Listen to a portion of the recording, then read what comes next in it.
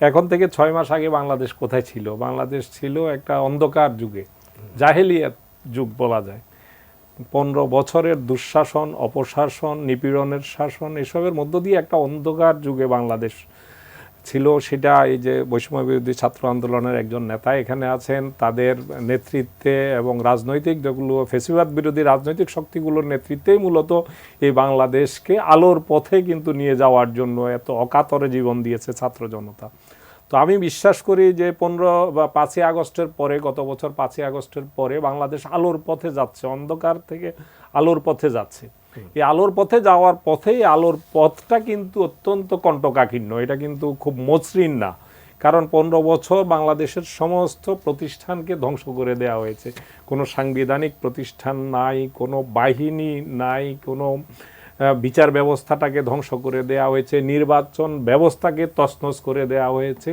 এভাবে যতগুলো প্রতিষ্ঠান আছে একেবারে এক ব্যক্তির ইচ্ছার মানে চাওয়া পাওয়ার উপর নির্ভর করে পুরো একটি রাষ্ট্র চলেছে। তো সেই জায়গা থেকে গত 5ই আগস্টের পরে বাংলাদেশটা যখন নতুন রূপে, নতুনভাবে, নতুন বাংলাদেশ হিসেবে যাত্রা শুরু করেছে, তো এখানে তো একটা শূন্যতার জায়গা আছে যে একটা রাজনৈতিক সরকার যেভাবে তাদের যে গ্রাসরুট লেভেল পর্যন্ত যে একটা তাদের নেটওয়ার্ক থাকে, কমান্ড থাকে, সেই জায়গায় একটা ঘাটতি আছে। সেই ঘাটতি নিয়েই কিন্তু ডক্টর ইউনূস নোবেল বিজয়ী, যিনি বিশ্বনন্দিত ব্যক্তিত্ব, তার নেতৃত্বে যে সরকারটি চলছে, 6 মাস পূর্ণ হয়েছে মাত্র একদিন আগেই।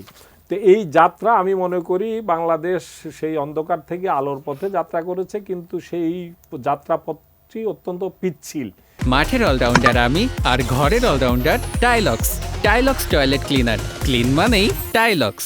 পিচ্ছিল হওয়ার কারণে মাঝে মধ্যে হোঁচট খাচ্ছে, মাঝে মধ্যে কণ্ঠকাকীর্ণ হওয়ার কারণে মাঝে মধ্যে একটু ধাক্কা খাচ্ছে, কিন্তু নিশ্চিতভাবে আমি বলতে পারি এটা অন্ধকার থেকে আলোর পথেই যাত্রা শুরু করেছে। সেই যাত্রা যেহেতু কণ্ঠকাকীর্ণ, যে কারণে এই যাত্রায় আমরা সত্যিকারের আলোর জায়গাটাতে, আলো পর্যন্ত পৌঁছতে আমাদেরকে একটু সময় লাগবে, এটাই খুব স্বাভাবিক। যে কথাটি আপনি বলেছেন যে আপনার প্রারম্ভিক কথায় যে আমরা নানান ধরনের ঘটনা প্রবাহ গত কয়েকদিন দেখেছি, এটা ঠিক। গত 6 মাসে অনেকগুলো, একটা পুরো বাংলাদেশটাকে একটি দাবির দেশে পরিণত করা হয়েছে, ঢাকা শহরটা একটা দাবির শহরে পরিণত করা হয়েছে। আজকেও আমরা দেখেছি বিভিন্ন জায়গায় যে আন্দোলন, শাহবাগের মতো মোড়কে সেখানে বন্ধ করে দিয়ে।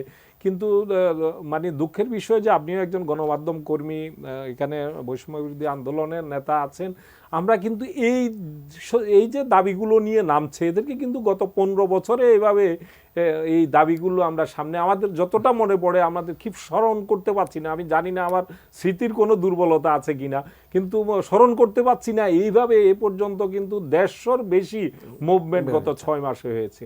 তো এই যে সুযোগ সন্ধানী গ্রুপ, আমরা হ্যাঁ গত 15 বছরে মানুষ মুখ খুলতে পারে নাই, বলার স্বাধীনতা ছিল না, চাওয়ার স্বাধীনতা ছিল না, লেখার স্বাধীনতা ছিল না। আমরা যে এই যে আজকে আপনি যে বিষয়বস্তুটা নির্ধারণ করেছেন, এরকম বিষয়বস্তুও কিন্তু 5ই আগস্টের আগে নির্ধারণ করতে আপনাকে 10 বার ভাবতে হয়েছে যে দেশ কোথায় যাচ্ছে।